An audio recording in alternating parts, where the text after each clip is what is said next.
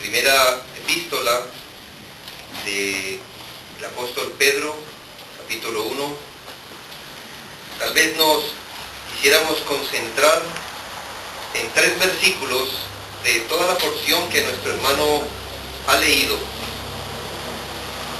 Y es la que encontramos desde los versículos 14 al 16. La que dice: como hijos obedientes, no os conforméis a los deseos que antes teníais estando en vuestra ignorancia, sino como aquel que os llamó es santo. Sed también vosotros santos en toda vuestra manera de vivir, porque escrito está: sed santos, porque yo soy santo. ¿Qué hemos venido diciendo hasta ahora en breve? Que la santidad de Dios incluye al menos 2 cosas. Que Dios es esencialmente trascendente, pero también que Dios es perfecto moralmente, y que su santidad es tanto hermosa como terrible. Si nosotros pudiésemos pensar en algunas ocasiones cuando de forma irreverente algunos hombres tuvieron un encuentro con la santidad de Dios, ¿en quién pensamos tal vez? En esos ejemplos, tal vez en los hijos de Aarón, que siendo ellos apartados o santificados a oficios específicos y dedicados a ofrecer ofrendas apartadas y específicas, ellos fueron irreverentes y profanos, y el Señor los eliminó. Y encontramos otro testimonio por allí, donde el arca llegó a un lugar, a una familia, y dice la Escritura que ellos miraron por dentro, y el Señor hirió a esa familia también. Y después tenemos el gran testimonio de Usa. El Señor había prescrito que nadie tocara el arca sagrada, apartada, santificada. Solamente quienes fueran apartados y santificados para el oficio. Pero el arca se iba a caer. Y Usa hizo un razonamiento rápido en su mente. Era preferible que él trancara con su mano el arca a que el arca se ensuciara con la tierra o se golpeara. Y Dios le hizo saber que prefería que el arca cayera a tierra a que su sucia mano tocara el arca.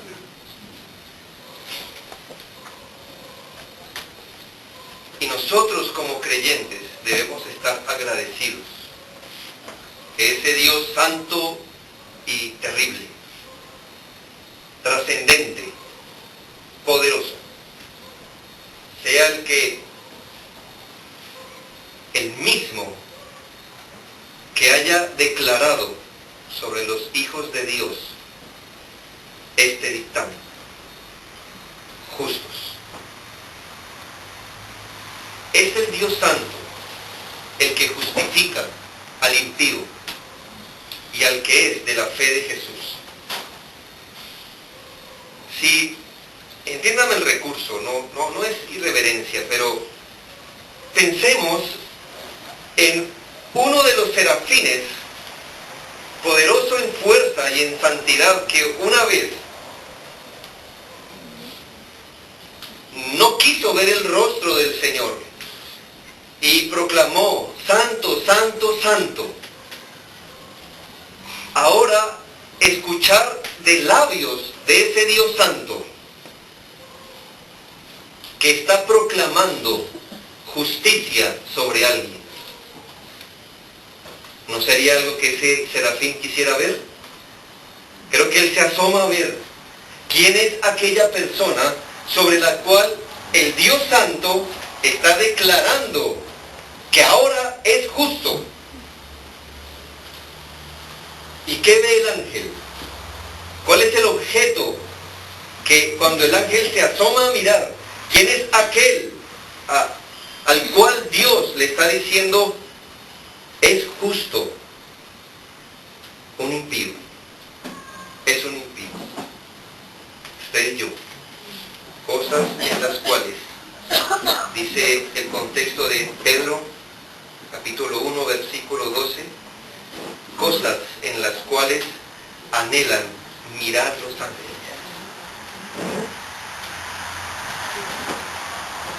Y es sobre nosotros, hermanos, que cae esta tremenda responsabilidad de ser santos, también como el Señor es santo. Es uno de esos privilegios, hermanos, que de ninguna manera benefician a Dios, sino que la santidad nos beneficia es a nosotros. Job 35,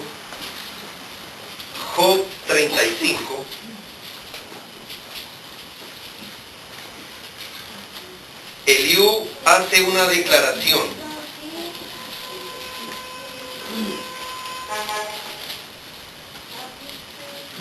Y regañando injustamente a Job, dice algo que seguramente es cierto. Job 35, 5 al 8. Mira a los cielos y ve, y considera que las nubes son más altas que tú. Si pecares, ¿qué habrás logrado contra él?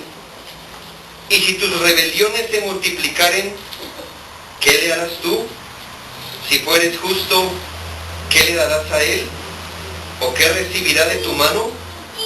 Al hombre como tú dañará tu impiedad, y al Hijo del Hombre aprovechará tu justicia. Hermanos, quiero poner esta plataforma iniciando, solo para que empecemos a entender. Quiero que entendamos hoy al menos 10 cosas que son la santidad. Yo sé que técnicamente no es correcto hacer esto en un sermón, dar 10 puntos, pero olvidemos de lo técnico por hoy y vamos a tratar de entender esto. Pero hermanos, esta es la plataforma. Dios no se lucra ni se beneficia de nuestra santidad.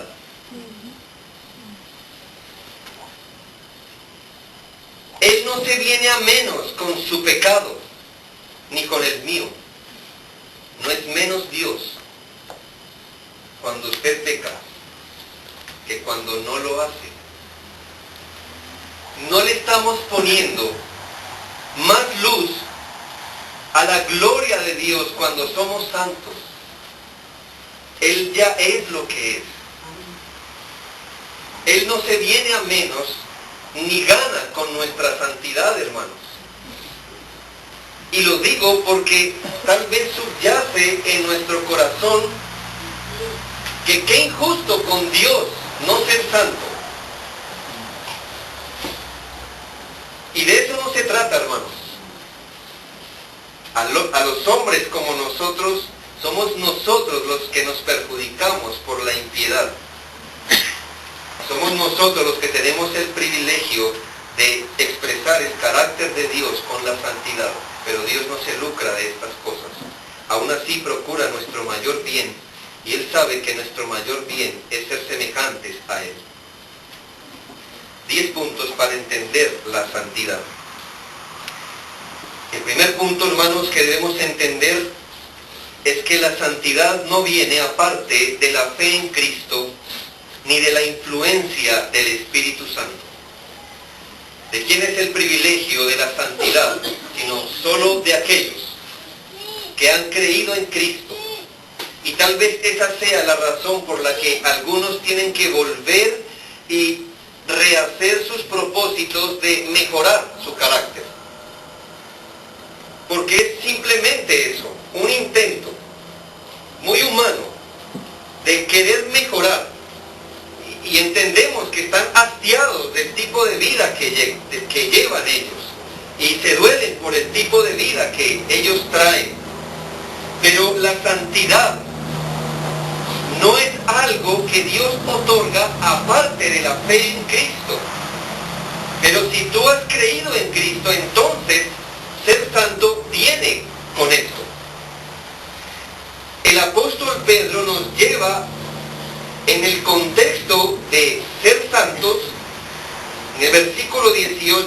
sabiendo, dice él, que fuisteis rescatados de vuestra vana manera de vivir. 19, con la sangre preciosa de Cristo. Así que, hermanos, ser santo solo tiene sentido para las personas que son de Cristo. Si tú no eres de Cristo, ser santo es lo que menos deberías temer, pero ser salvo es lo que deberías procurar antes de ser santo, porque ser santo es el privilegio de los que son salvos. Claro, hay mucha gente que tiembla por el tipo de vida que tiene, debería temblar, porque no están en Cristo. Y después de eso sí procurar santidad, pero procura santidad sin estar en Cristo, y a lo máximo que llegarás es a un moralismo. Te portas bien, cambias ciertos hábitos, y la santidad no viene aparte de la influencia del Espíritu Santo. Versículo 22. Habiendo purificado vuestras almas por la obediencia a la verdad, mediante el Espíritu. Mediante el Espíritu. Así que no estamos hablando que la santidad se lleva con nuestros recursos. No nos santificamos a nosotros mismos. El Evangelio no consiste principalmente en dejar de ser una mala persona para convertirse en una buena persona. Significa entonces que el Señor perdona nuestros pecados, salda nuestra cuenta y entonces nos involucra en el precioso progreso de santificación. 2. La santificación no debe calificarse solo al nivel de lo negativo, sino al nivel de lo positivo. Encontramos que la mayoría de creyentes, y creo que es algo que nos trae un poco de más alivio al alma, compararnos nosotros con lo que ya no hacemos o ya no pensamos. Entonces hablas con un creyente y él dice: pero es que antes yo era esto y ahora no lo soy. Yo antes hacía esto y ahora no lo hago. Yo antes decía estas cosas, ahora no. Y pudiéramos decir que mirar así la santificación no es completo hacerlo. Tú siempre serás mejor que alguien, ¿no crees? Desde que Hitler pisó esta tierra, todos somos mejores que él, ¿no? Desde que Garavito hizo lo que hizo, nosotros, claro, y si te comparas con eso, entonces tú puedes decir: pues bien, pero yo era esto, ahora no lo hago. Pero mira hacia adelante. ¿Cuál es tu estándar? No me digas lo que antes hacías y ahora no. Dime ahora lo que haces. Bien. Antes tomaba, ahora no. Pero ahora ¿qué haces?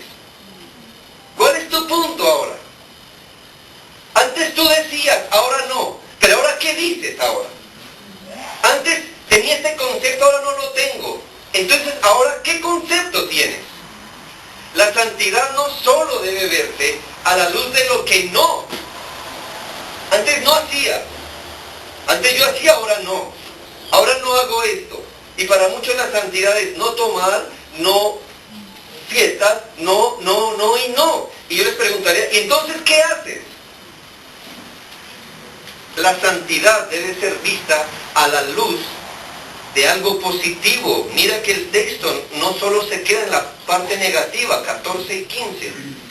Como hijos obedientes, no os conforméis a los deseos que antes teníais estando en vuestra ignorancia, sino, ¿ves? La parte positiva, como aquel que os llamó es santo, sed también vosotros santos en toda vuestra manera de vivir. 3. La santidad asume la renuncia o no conformación a lo que es propio y la conformación a lo que es de otro. La santificación asume lo que es propio y la conformación a lo que es de otro. Eso es otra forma de decir, hermanos, que el desafío de la santidad tiene que ver con renunciar a cosas que son nuestras. Es decir, hermanos, el pecado no es simplemente una cosa que se ha anexado a nuestra vida, pero que como si te pusieras un poncho, pudieras quitarlo de ti. Pero el pecado es algo que viene entremezclado con nosotros mismos en la estructura misma de nuestro pensamiento y en nuestros afectos. De manera que cuando cercenas el pecado, estarás cercenando parte de tu personalidad. ¿Lo habías visto así? Tu personalidad exhibe, y la mía, claro, las muchas variantes que puede tomar el pecado. Así que cuando tú ruegas a Dios y te santificas, estarás cercenando parte de lo que tú eres.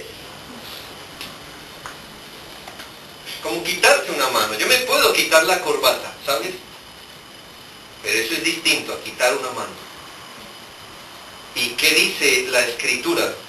Mira el lenguaje, versículo 14.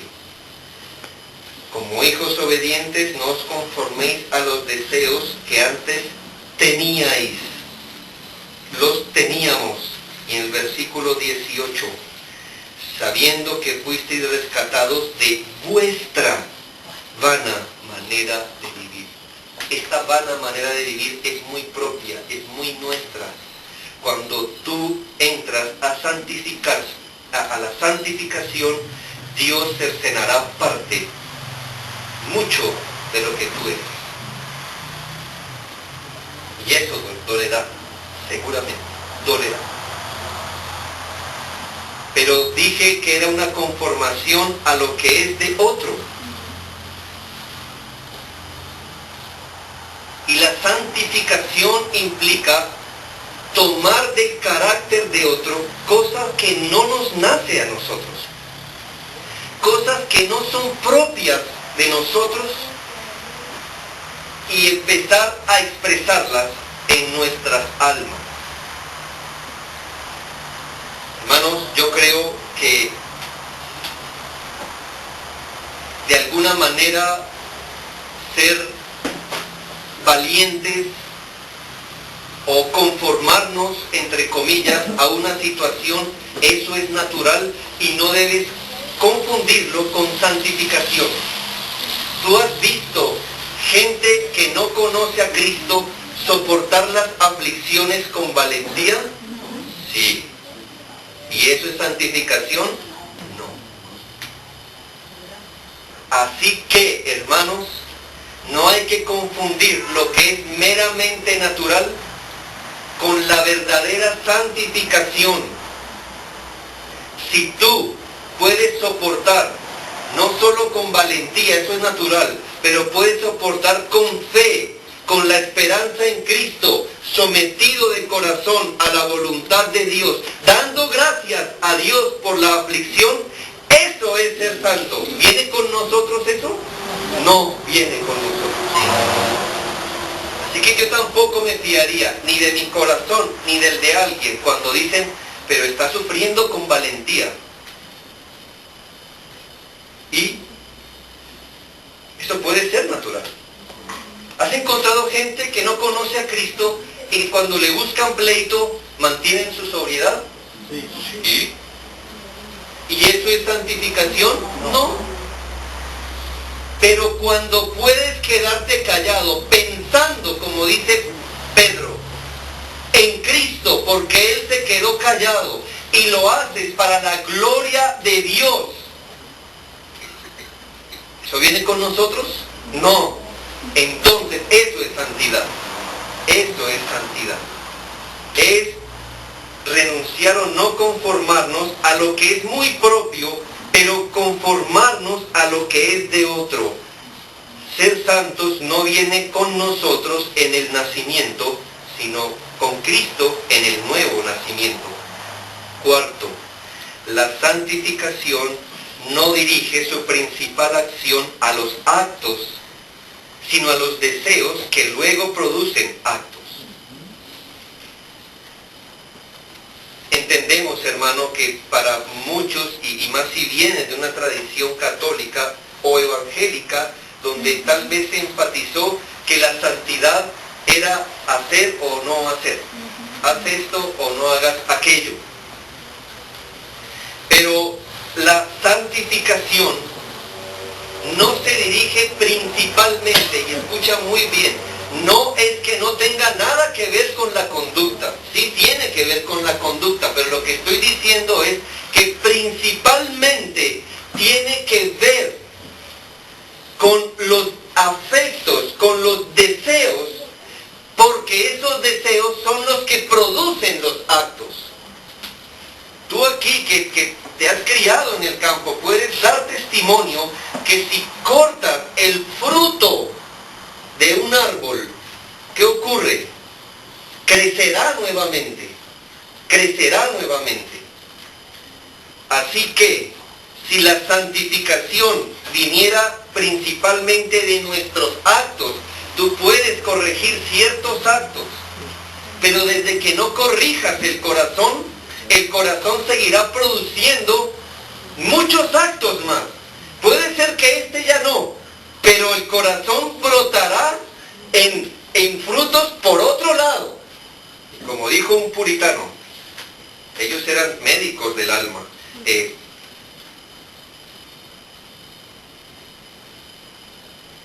Mucha gente va a expresar su pecado en la falta de dominio propio.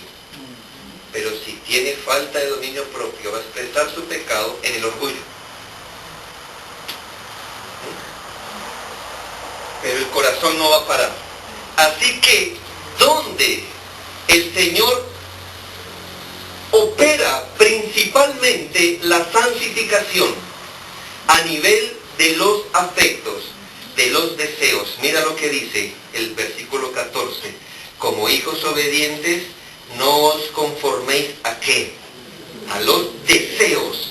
Y esta palabra deseos es la misma palabra que hoy nuestro hermano Javier citó en Romanos 6:12.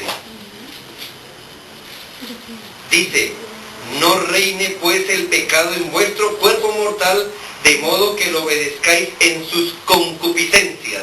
Esa palabra concupiscencia es la misma palabra aquí traducida como deseos.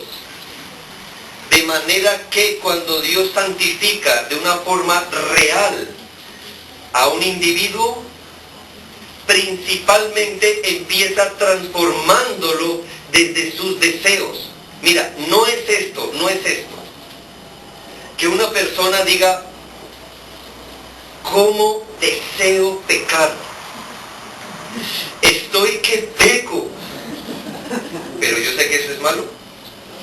La ley de Dios dice que eso no se debe hacer. Entonces yo no lo hago. ¿Qué notas ahí? Una conducta limpia, porque no está haciendo el pecado. Pero ¿cuál es su deseo? Pecar. ¿Y qué dice el apóstol? El mal que no quiero. ¿Ves? No quería. Estaba siendo santificado. ¿Por qué? ¿Cuál era su deseo? No hacerlo.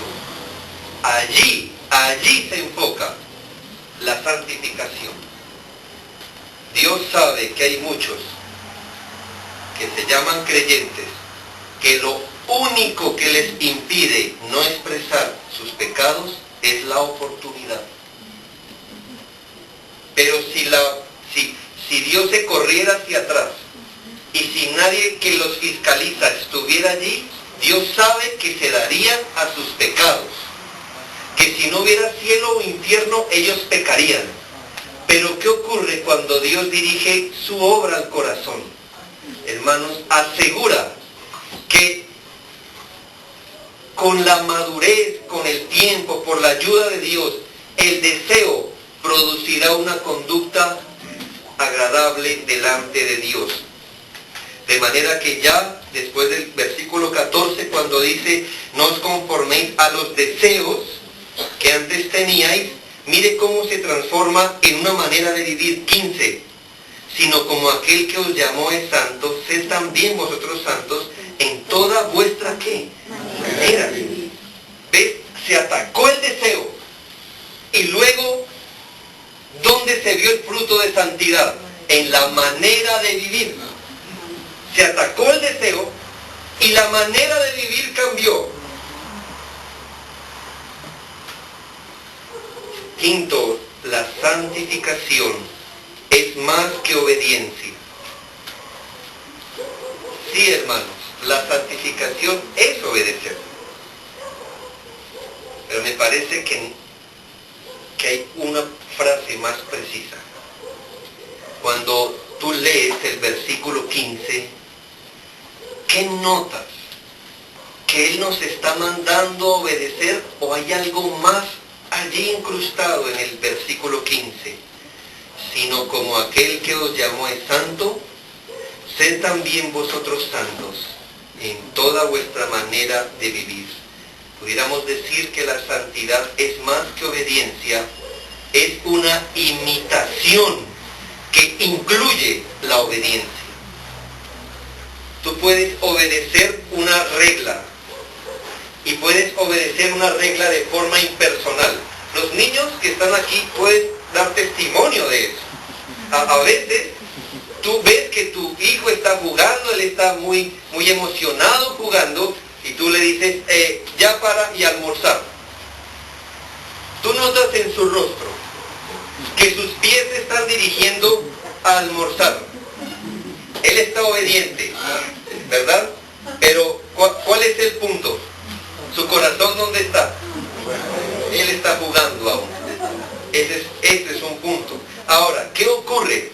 Que santificación no es una obediencia meramente. No es solo obedecer. Pero ¿qué tal si ponemos esta palabra? Imitar. Imitar. La santificación tiene que ver con la imitación del carácter de Dios. ¿De dónde lo sacamos? Mire esa palabra, sino como aquel. ¿Cómo? ¿Cómo es que? De la misma manera, de la misma forma que Él es santo, sean santos. Así que es más que obediencia. Hermanos, los fariseos podían hacer gala de obedecer la letra de la ley. Y el Señor, ¿por qué los reprendió? Porque lo suyo no era una imitación del carácter de Dios. Así que, hermanos, la santificación es más que obediencia, es una imitación que incluye, claro, la obediencia, pero es una imitación. Encontramos a veces varios desafíos en la vida cristiana.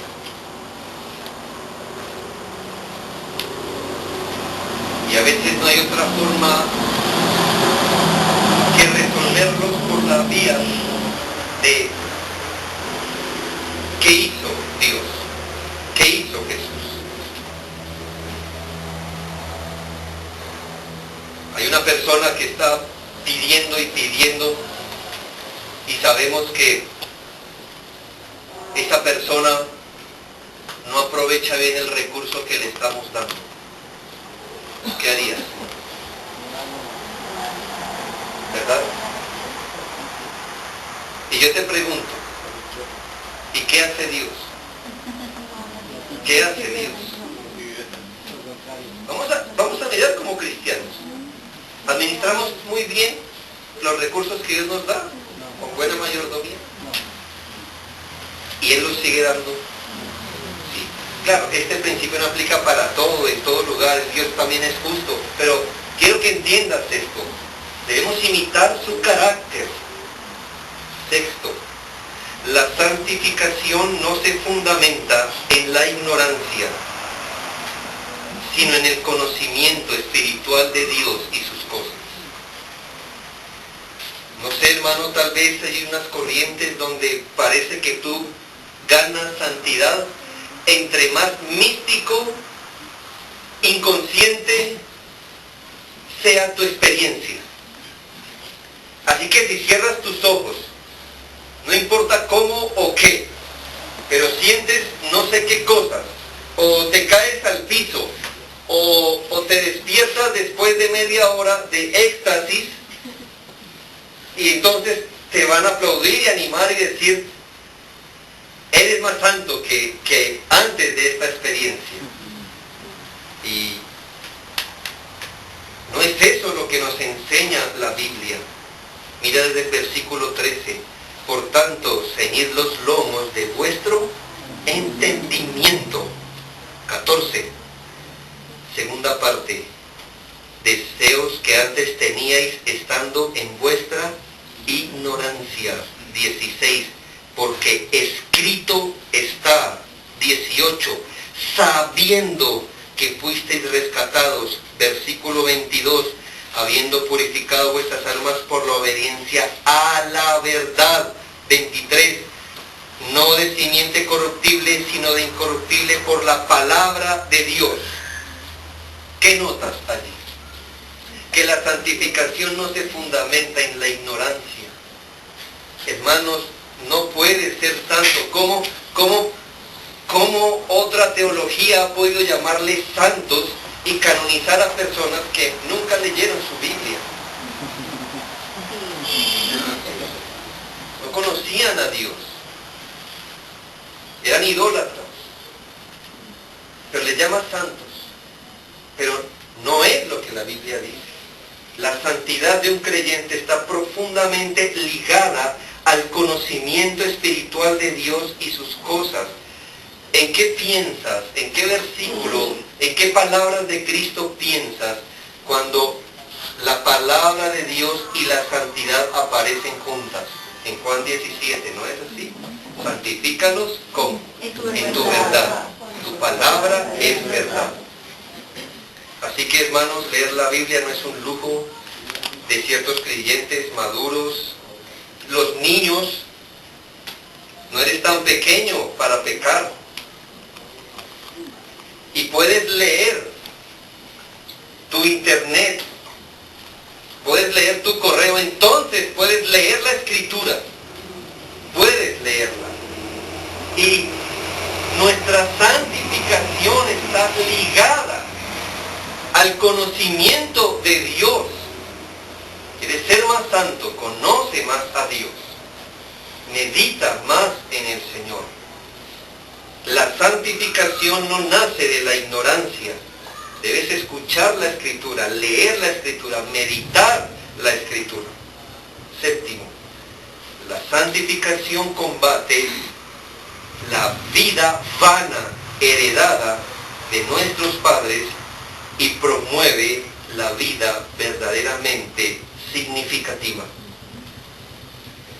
Qué interesante que en palabras del Espíritu Santo se califique nuestra vida natural como esto: vana manera de vivir. A Dios le parece ridícula la vida que lleva alguien que no está en Cristo. Y el que no está en Cristo le piensa que es ridícula la vida en Dios. ¿Quién tendrá la razón? Claro, ya sabemos. Pero, ¿cuál es el punto? Cuando Dios mira el tipo de vida que lleva alguien que no está en Cristo, siente lo mismo que alguien que no está en Cristo al mirar la vida de Dios. Le parece ridículo. Es una vana manera de vivir. Está vacía su manera de vivir. Está escrito, versículo 18, sabiendo que fuisteis rescatados de vuestra vana manera de vivir, la cual recibisteis de vuestros padres. Nosotros estamos muy agradecidos de nuestros padres, si fueron padres, al menos por la gracia común que nos guiaron. Pero su mayor intento por guiarnos es calificado por Dios como una vana manera de vivir. Te enseñaron a valorar más el dinero que tu alma, tal vez tu apariencia más que tu alma, tal vez tu carrera más que tu alma. Son bonitos legados, ¿no crees? pero vanos a los ojos de Dios. Para el Señor, una vida que no esté santificándose es una vida vana. No vale la pena vivirla así. No vale la pena vivirla así. Pero, por el contrario, por vía de implicación, si vivir sin Cristo y sin santificación es una vana manera de vivir, entonces, ¿cómo calificarías la vida en santidad y en Cristo? Una vida satisfactoria y significativa. Así que hay algunos que cuando piensan en la santidad se imaginan el peor cuadro de vida, el peor proyecto de vida. Algo así como, cuando me canse de ser feliz, entonces voy a ser santo. ¿Cierto? Y cuando tú estás aburrido por allí, ¿verdad? ¿Cómo te molesta? Ay, no, el santo. Como que nuestra cultura asume que ser santo y aburrido es básicamente lo mismo. Son sinónimos, lo puedes usar intercambiablemente. Pero eso es una mentira que el diablo ha inventado. La vida satisfactoria y significativa no es dejar una huella en este mundo. Hermanos, lo que es nacido de la carne, carne es. Eso es lo que somos. Has recibido una herencia de tus padres y el Espíritu Santo la califica como vana manera de vivir. Pero los que están en Cristo han recibido una manera de vivir verdaderamente significativa. Así que la santificación no es un mal para nosotros. Está combatiendo en nuestra alma la vana manera de vivir. Te está haciendo un bien. Te está haciendo el mejor bien. Te está sacando de lo vano. Ya no eres más vano cuando te santificas más y más. Octavo, la santificación es una influencia que tiene como fin dominarlo todo. O pudiéramos decir, es una influencia invasiva. ¿De dónde sacamos esto? Pues mira el versículo 15, sino como aquel que os llamó es santo, sed también vosotros santos en toda vuestra manera de vivir. Creo que es algo con lo que luchamos, que dejamos por fuera a veces un brazo o un pie de la santificación. Todavía hay cosas que no están santificadas, diríamos nosotros. Mi punto es, hermano, que la santificación, mira el llamado, sed santos en toda vuestra manera de vivir. Yo soy pastor, hermanos, y hay gente que nos plantea encrucijadas. Algo así como, pastor, yo sé que no me congrego, pero estoy leyendo la Biblia. Algo así como esta parte está santificada, pero esta no. Y tú deberías agradecer que al menos esta parte está santificada. Hermanos, sed santos en toda vuestra manera de vivir. Eso incluye, hermano, tu devoción al Señor, los días del Señor, tu vida de oración, tu vida familiar, tu vida laboral, tu economía. Todo en absoluto debe ser santo para el Señor. Aquí no hay nada por fuera. El proyecto de Dios es que seamos santos en toda vuestra manera de vivir. Y el versículo 17, segunda parte, dice, conducíos en temor. ¿Cuánto tiempo? Todo el tiempo de vuestra peregrinación. Así que, ¿cuándo puedes terminar de decir, bien, ya, no más santificación por el momento? Cuando termines de peregrinar, ni un segundo antes. Cuanto dure tu peregrinación, tendrá que durar tu santificación. Y no importa que la palabra todo en el versículo 17 no aparezca en el original, igual la idea es la misma, conducíos en temor el tiempo de vuestra peregrinación. Así que cuando estamos hablando que la santificación es una influencia invasiva, estamos diciendo que lo quiere dominar todo. ¿Sabe? ¿Sabes? El moralismo por eso se queda corto. El moralismo corrige parte de ti.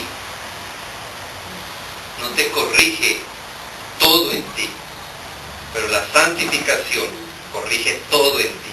Es decir, piensas distinto conforme Cristo, pero tus deseos son otros, pero tus afectos son otros, tus objetivos cambian, de seguro cambian, tu proyecto de vida, tu cosmovisión cambia, porque el Señor, hermano, santifica totalmente. Noveno, la santificación tiene finalmente una razón muy sublime. Les he dado muchas razones para santificarse, pero sabes que el texto nos dio una muy buena y excelente razón para ser santos. En última instancia, versículo 16, miren la razón para ser santos. Porque escrito está, sed santos, porque yo soy santo. ¿Quieres una razón? ¿O la razón más sublime que abarca todas las cosas? Por la que tú y yo deberíamos empeñar nuestra vida en santificarnos. Porque Él es santo. Esa es la razón. Él es santo. Y la pregunta que yo haría es, ¿hay algo intelectualmente más completo que eso? ¿Hay algo existencialmente más satisfactorio?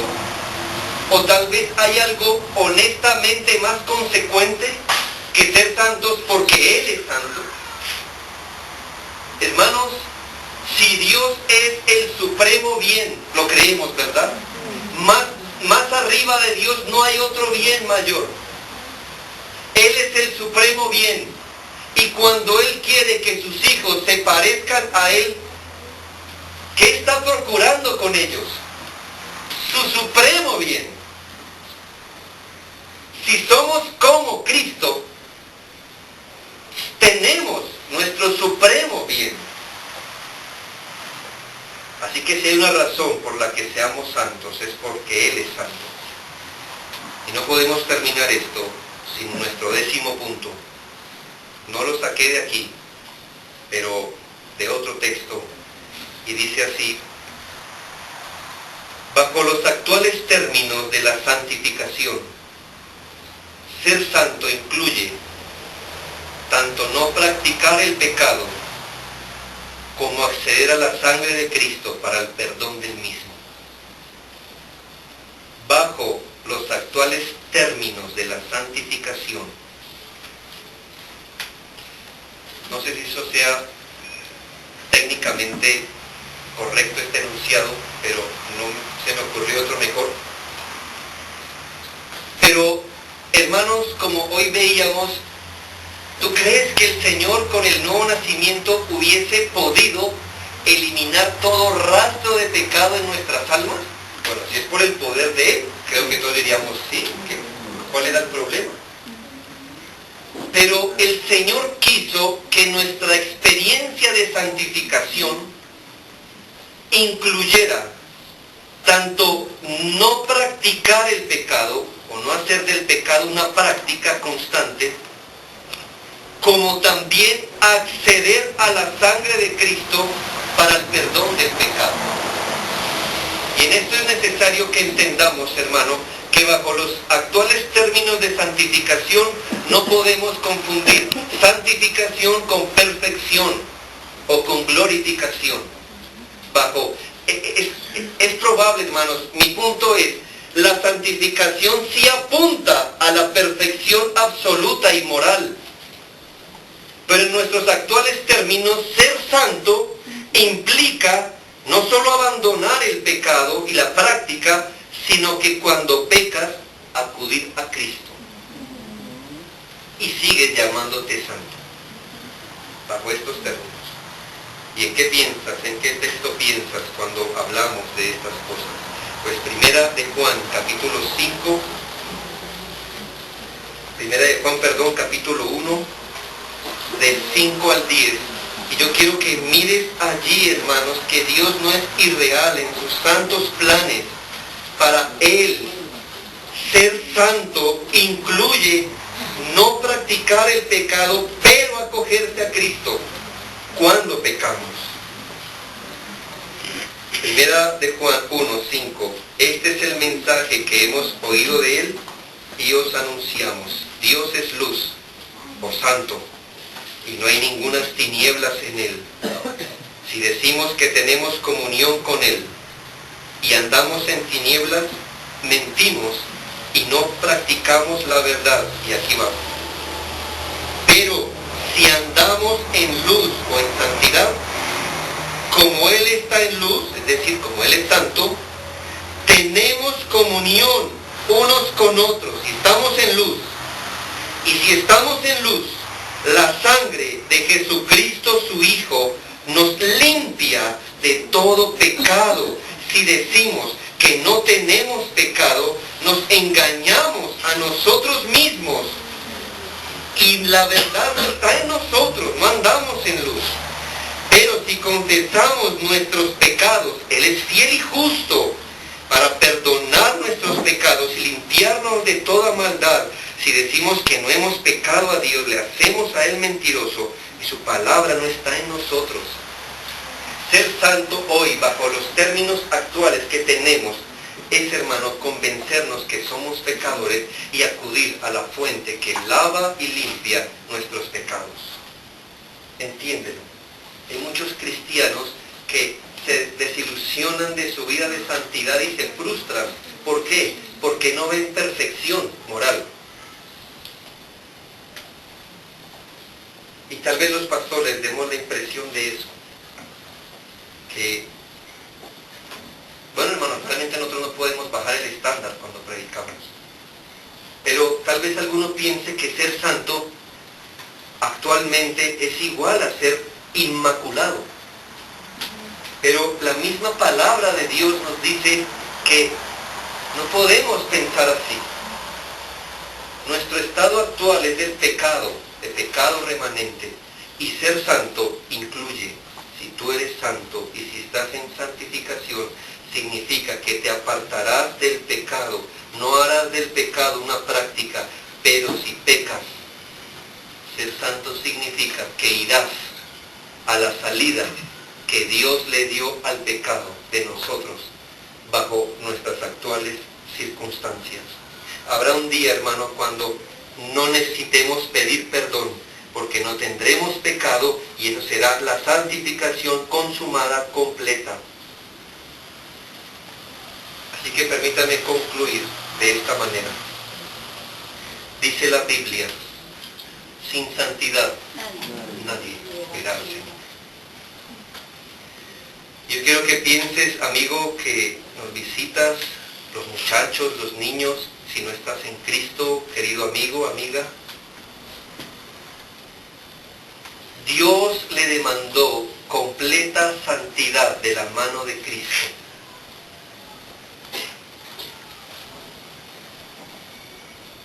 ¿No la demandará de tu mano?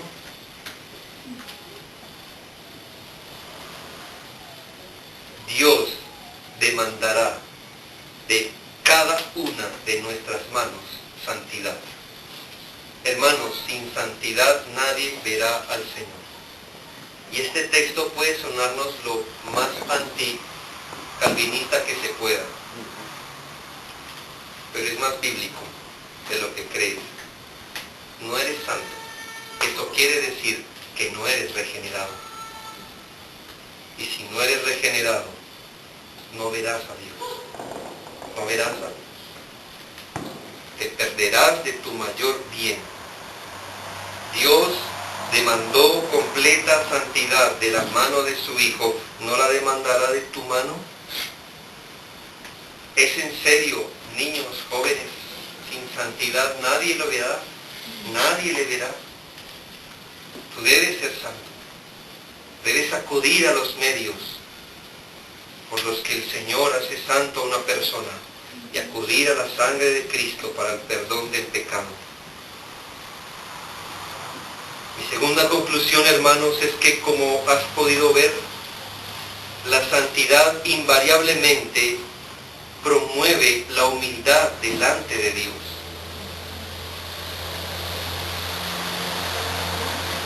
¿Tienes miedo de ser muy santo porque tal vez te vuelvas orgulloso? No, no seremos tan santos. Olvídate de eso. Si hoy mismo dejáramos de pecar, aún así no llenaríamos ni siquiera una medida escasa de justicia. Si hoy dejáramos de hacer. ¿Quieres medir en algo tu santidad? Piensa en tu humildad delante de Dios.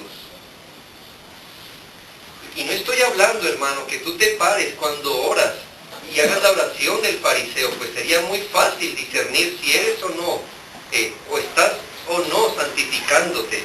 Pero quiero que pienses, hermano, cuando tú afrontas tus inconvenientes, tus providencias difíciles, tienes un corazón dócil al Señor, te humillas, dices, esta es la voluntad de Dios, esto pudo ser peor por la gracia del Señor, es así, o aún en tu corazón hay inquietud, ansiedad, te rebelas, peleas interiormente con Dios.